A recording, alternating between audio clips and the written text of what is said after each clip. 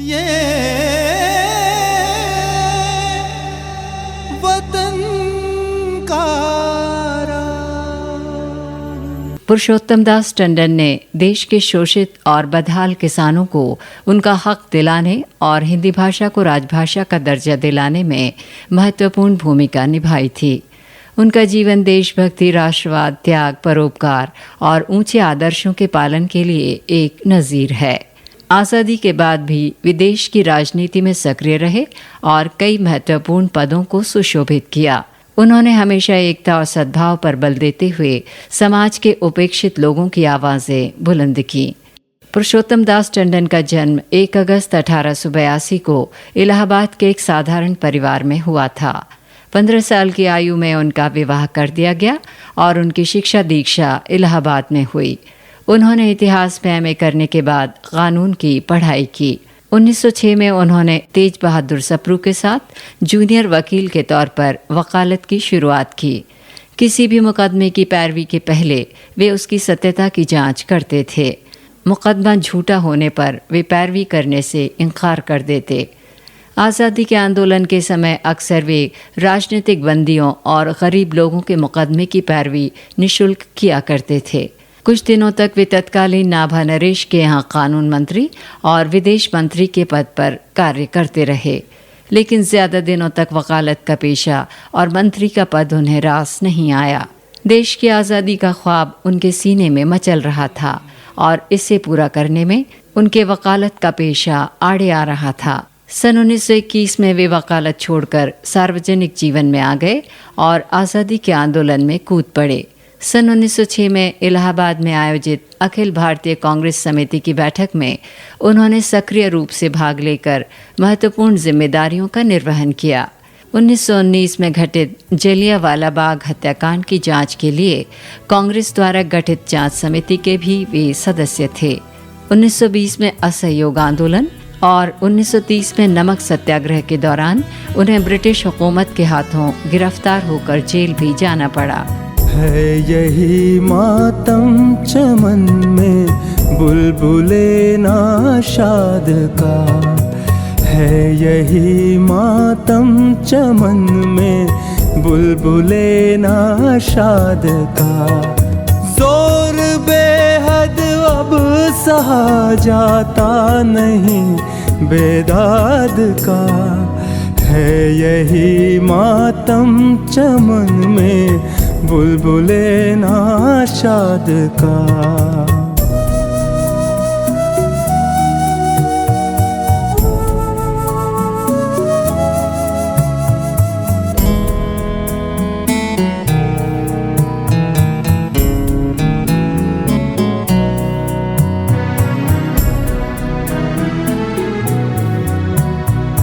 जितनी चीजें हैं जहां में एक दिन मिटने को है,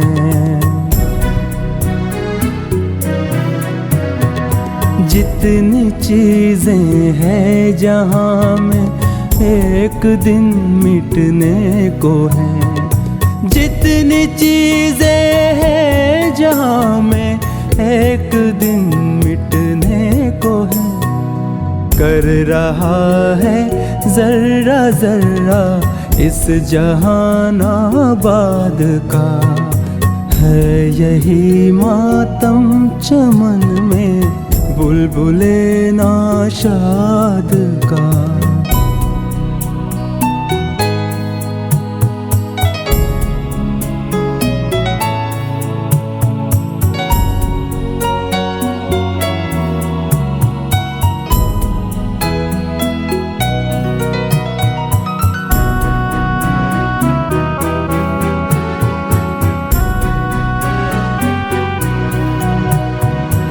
किश्तज़ारे दुनियावी में दिल लगाना है बस,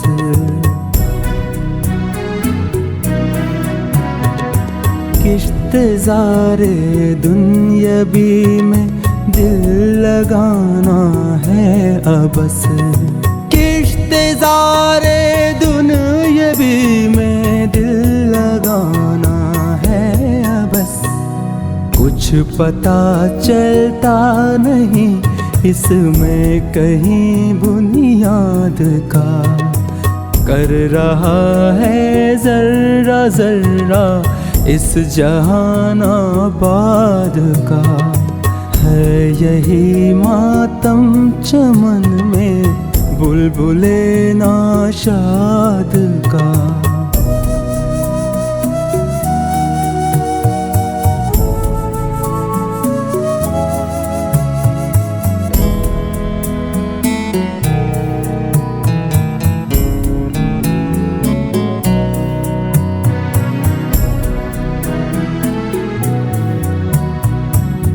हाय अपने हाथ से गुलशन में वीरानी हुई।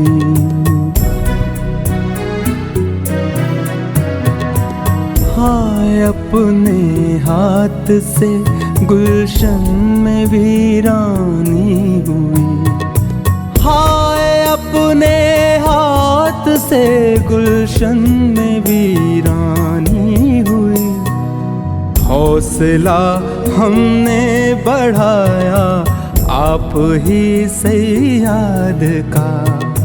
हौसला हमने बढ़ाया आप ही से याद का।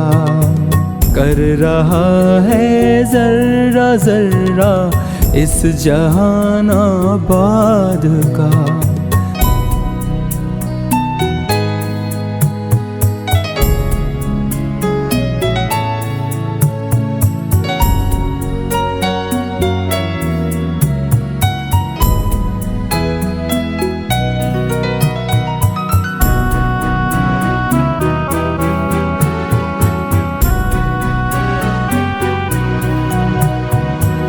दिल में अतहर के तमन्नाएं शहादत रह गई।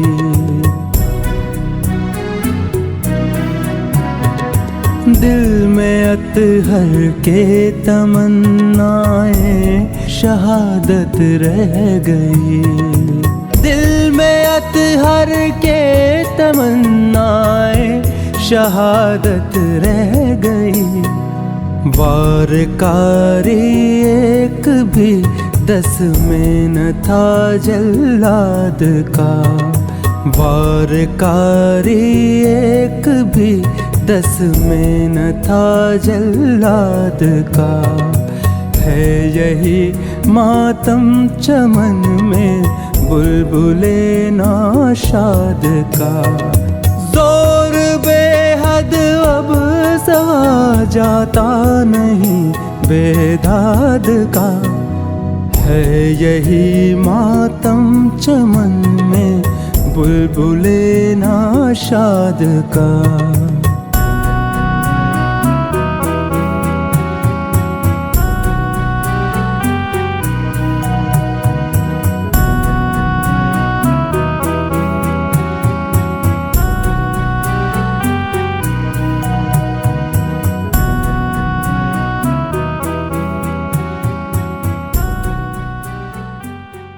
पुरुषोत्तम दास टंडन हिंदी भाषा की पुरजोर वकालत करते थे। संविधान सभा में हिंदी को राजभाषा का दर्जा दिए जाने के मुद्दे पर उन्होंने हिंदी का खुलकर पक्ष लिया था, जिस वजह से दक्षिण भारतीय सदस्यों के जबरदस्त विरोध का उन्हें सामना करना पड़ा। श्री टंडन की देखरेख में अभ्युदय नामक एक हिंदी अखबार का भी प्रकाशन किया जाता था। उनके हिंदी प्रेम को लेकर नारायण चतुर्वेदी ने कहा था कि हिंदी को उसका उचित स्थान दिलाने के लिए राजर्षि का नाम भारतीय इतिहास के स्वर्ण अक्षरों में लिखा जाएगा। और माखनलाल चतुर्वेदी ने तो यहाँ तक कहा था कि हिंदी की सेवा और उसकी रक्षा के लिए किए गए प्राण आहुति का नाम है पुरुषोत्तम दास टंडन। पुरुषोत्तम दास टंडन किसानों के हितों के लिए भी सदैव संघर्षरत रहे। वे जमींदारों और ब्रिटिश हुकूमत के शोषण के शिकार भारतीय किसानों की दुर्दशा से हमेशा आहत रहते थे। उन्होंने किसान सभा का गठन करके किसानों को लामबंद किया और उन पर होने वाले अत्याचारों का खुलकर विरोध किया। किसानों का नेतृत्व और उन्हें विरोध के लिए मुखर करने के लिए पुरुषोत्तम दास टंडन को कई बार जेल भी जाना पड़ा और ब्रिटिश हुकूमत की यातनाएं सहनी पड़ी। वे कुछ दिनों तक बिहार प्रांतीय किसान सभा के भी अध्यक्ष रहे। वे हमेशा से हिंदू मुस्लिम एकता के समर्थक थे और धर्म के आधार पर देश के बंटवारे का विरोध करते थे। श्री टंडन के इस विरोध पर पंडित नेहरू ने भी उनकी तीखी आलोचना की और इस बात पर दोनों के बीच मनमुटाव की स्थिति पैदा हो गई। धर्म के आधार पर देश के विभाजन से वे इतने दुखी हुए कि 15 अगस्त 1947 को जब सारा देश आज़ादी का जश्न मनाने में मशगूल था, तब वे एकांत में बैठकर देश के विभाजन पर आंसू बहा रहे थे। बेखुदी मेरी हो गई आखिर, बेखुदी मेरी हो गई आखिर, दास्तां तेरी खुद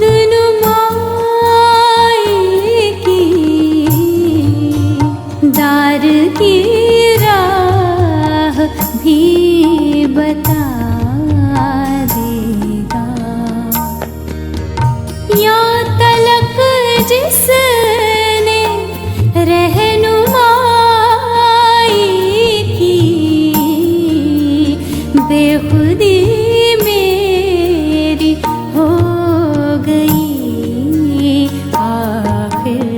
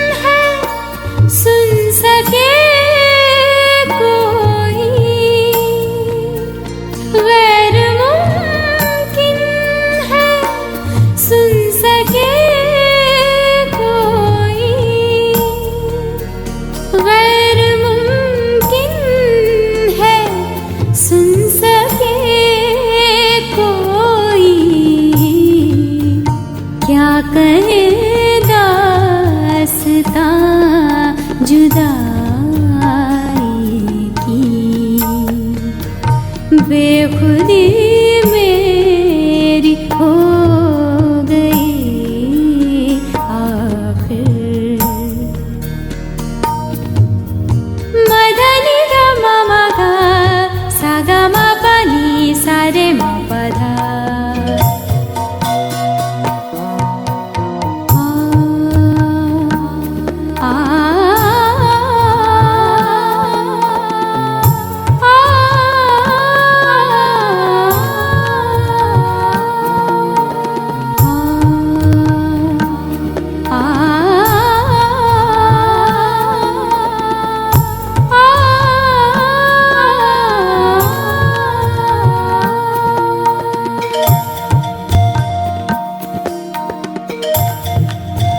जिस तरह हो सका बसर कर ली, जिस तरह हो सका बसर कर ली, जिस तरह हो सका बसर कर ली, रात भी कट गई जुदाई की, बेखुदी मेरी हो गई आखिर। रे रे रे रे रे रे सारे गले गा गा गा गा गा गा मा गा गा मा गा रे सा,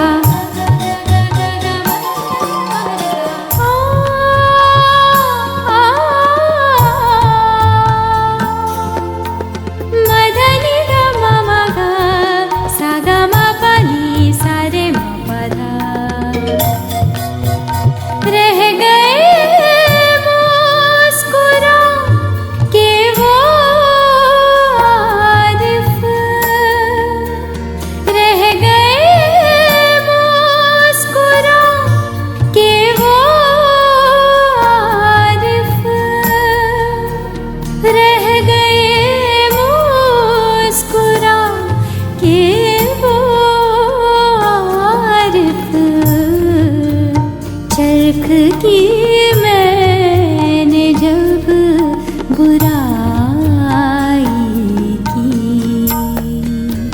चरख की मैंने जब बुराई की, बेखुदी मेरी हो गई आखिर, बेखुदी मेरी हो गई आखिर। दास्तां तेरी खुद नुमाई की, दार की राह भी बता देगा, या तलक जिसने रहनुमाई की, बेखुदी मेरी हो गई आखिर। 1931 में लंदन के गोलमेज सम्मेलन में भाग लेकर गांधी जी के भारत लौटने के पहले ही सरकार ने पंडित जवाहरलाल नेहरू के साथ पुरुषोत्तम दास टंडन को भी गिरफ्तार कर लिया था। 1946 में वे संविधान सभा के सदस्य चुने गए। आज़ादी के बाद सन 1950 में नेहरू जी के विरोध के बावजूद नागपुर सम्मेलन में उन्हें राष्ट्रीय कांग्रेस का अध्यक्ष चुना गया। नेहरू इस चुनाव में आचार्य कृपलानी का समर्थन कर रहे थे। 1952 के लोकसभा चुनाव में पुरुषोत्तम दास टंडन लोकसभा के सदस्य चुने गए। इससे पहले वे 1935 के अधिनियम के बाद हुए प्रांतीय चुनावों में कांग्रेस पार्टी की सफलता के बाद 1937 में जब संयुक्त प्रांत में कांग्रेस की सरकार बनी तो विधानसभा के अध्यक्ष नियुक्त किए गए थे। वे लगभग 13 वर्षों तक इस पद पर आसीन रहे। टंडन जी एक आदर्शवादी और सिद्धांतवादी व्यक्ति थे। उन्होंने कभी भी अपने सिद्धांतों से समझौता नहीं किया। जब उन्हें ओडिशा का राज्यपाल बनने का प्रस्ताव दिया गया तो उन्होंने इसे सिरे से खारिज कर दिया। अपने पूरे सार्वजनिक जीवन में उन्होंने एक आदर्शवादी नेता और सामाजिक कार्यकर्ता की मिसाल पेश की। तमाम सुख सुविधाएं रहने के बावजूद वे हमेशा सादा जीवन जीते थे। वे अहिंसा के पुजारी थे। विदेशी वस्तुओं और पाश्चात्य संस्कृति से वे हमेशा दूर रहे और भारतीय सभ्यता और संस्कृति के पुरोधा बने रहे। उनके इस आचरण के कारण ही उन्हें राजर्षि कहा गया, क्योंकि वे ऊंचा पद और सम्मान पाकर भी ऋषि के समान सीधे और सरल थे। लाल बहादुर शास्त्री उन्हें अक्सर उत्तर प्रदेश का गांधी कहकर संबोधित किया करते थे। सन 1961 में सरकार ने उन्हें सर्वोच्च नागरिक सम्मान भारत रत्न से सम्मानित किया। 1 जुलाई 1962 को भारत रत्न राजर्षि पुरुषोत्तम दास टंडन का देहांत हो गया। वे भारत के उन गिने चुने नेताओं में से एक थे जिन्होंने अपना सारा जीवन देश और जनता की भलाई के लिए न्यौछावर कर दिया। जय हिंद। मिट गया जब मिटने वाला फिर सलाम आया तो क्या, मिट गया जब मिटने वाला फिर सलाम आया तो क्या, दिल की बर्बादी के बाद उनका पयाम आया तो क्या, मिट गया जब मिटने वाला फिर सलाम आया तो क्या, मिट गया जब मिटने वाला फिर सलाम आया तो क्या।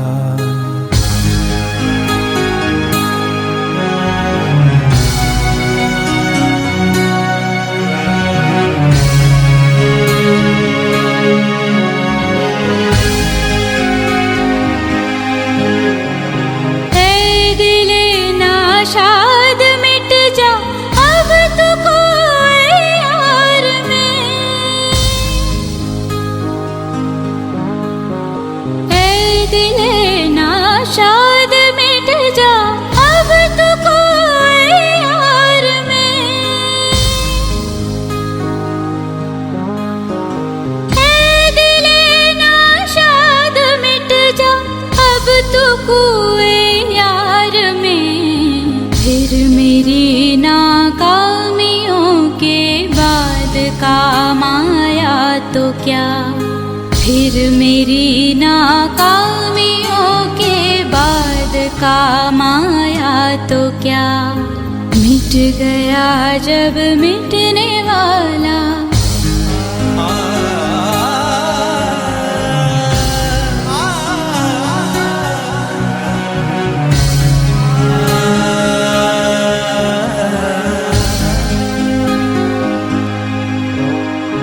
काश अपनी जिंदगी में हम ये मंजर देखते, काश अपनी जिंदगी में हम ये मंजर देखते। काश अपनी जिंदगी में हम ये मंजर देखते, पर सरे तुरबत कोई महशर हराम आया तो क्या, पर सरे तुरबत कोई महशर हराम आया तो क्या। मिट गया जब मिटने वाला,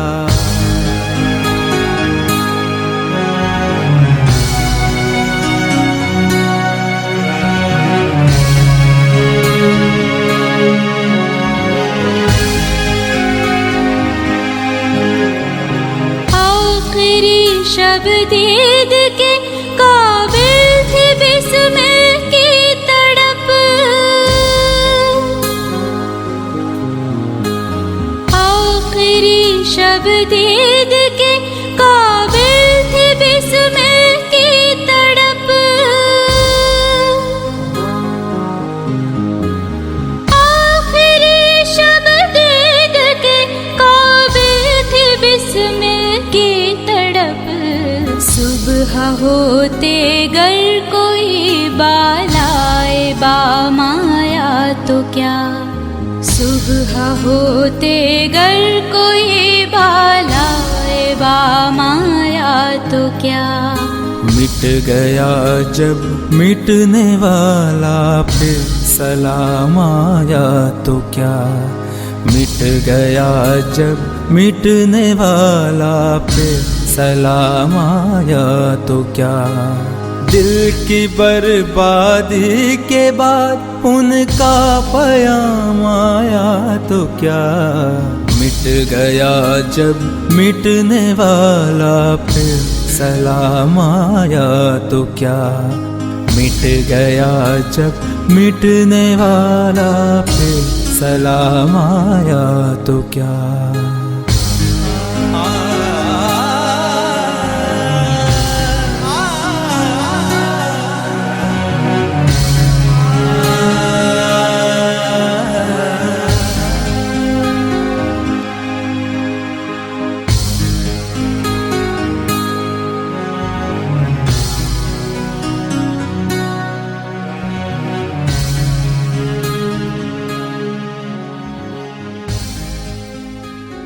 ये वतन का